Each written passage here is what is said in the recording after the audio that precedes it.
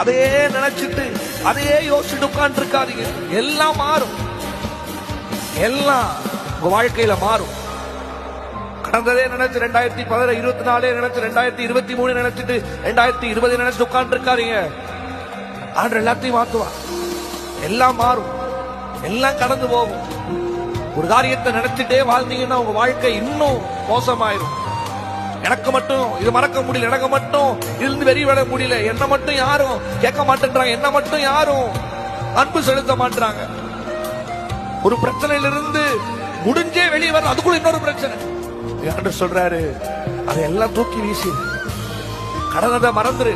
கடந்ததை நினைச்சீங்கன்னா ஓட முடியாது. உன்னை நான் ஓட வைக்கிறேன், உன்னை நான் ஆசீர்வாதத்துக்குள்ள நடத்துறேன். நீ செயல்படுகிற காலம் இது வந்து கொண்டிருக்கிறது. உனக்கு ஒப்பற்ற செல்வமாய், உன்னை தேற்றுகிற தெய்வனாய் நான் இருக்கிறேன். எல்லாத்தையும் மூட்டை கட்டி தூக்கி வீசு.